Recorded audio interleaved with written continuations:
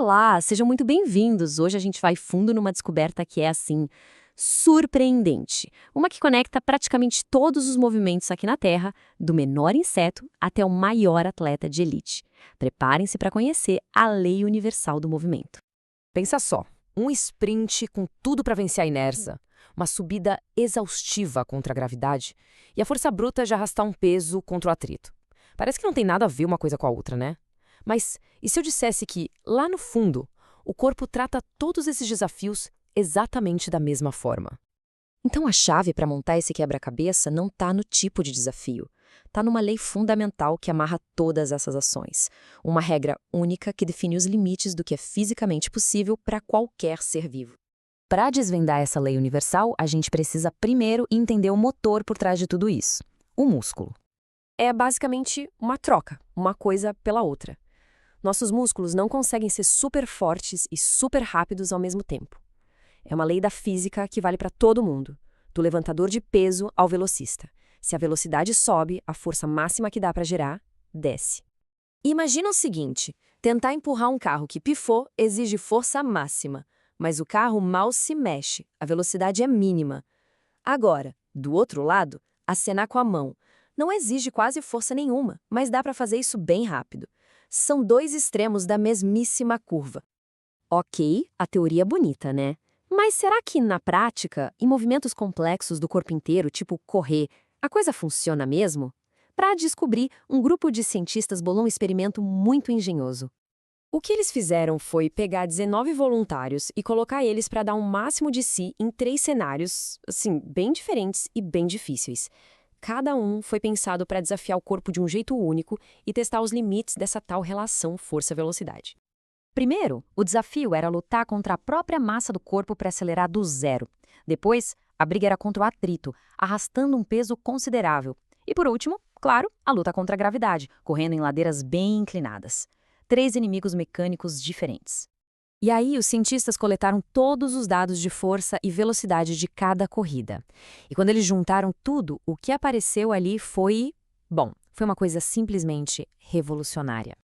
E aí vem a grande pergunta, né? Será que os dados seriam uma bagunça, cada atividade mostrando um padrão diferente? Ou será que existia alguma conexão escondida ali no meio?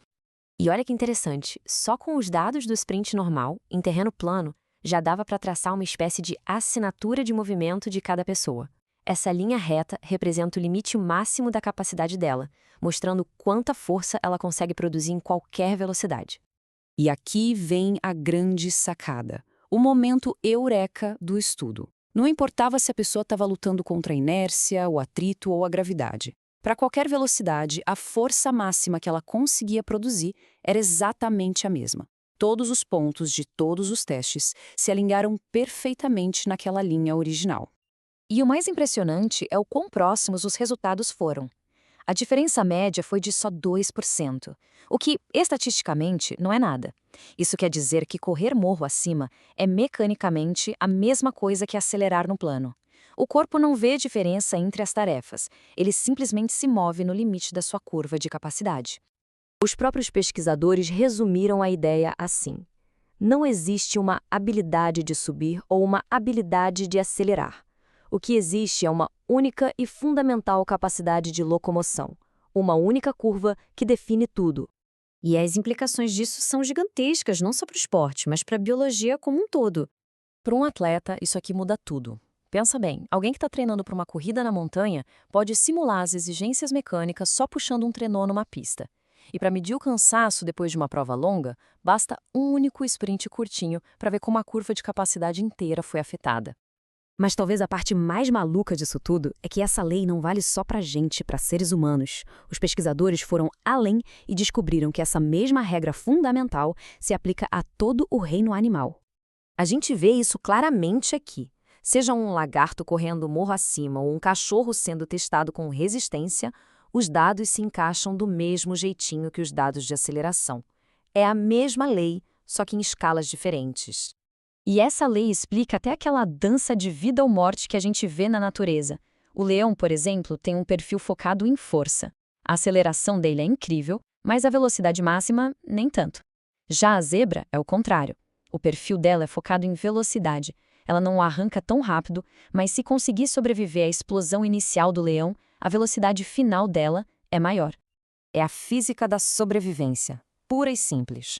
A chance do leão está toda em começar a caçada perto o suficiente, onde a vantagem de força dele ganha. A sobrevivência da zebra depende de manter distância, onde a vantagem de velocidade dela pode prevalecer. E o mais bonito disso tudo é ver como essa lei funciona perfeitamente, não importa o tamanho do bicho.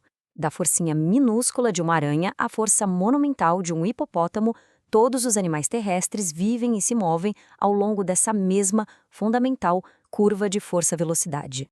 Isso faz a gente pensar, né? Se uma lei tão simples e universal consegue explicar algo tão complexo como um movimento, que outros princípios elegantes e unificadores da biologia podem estar por aí, bem na nossa frente, só esperando para serem descobertos. Valeu por acompanhar a gente.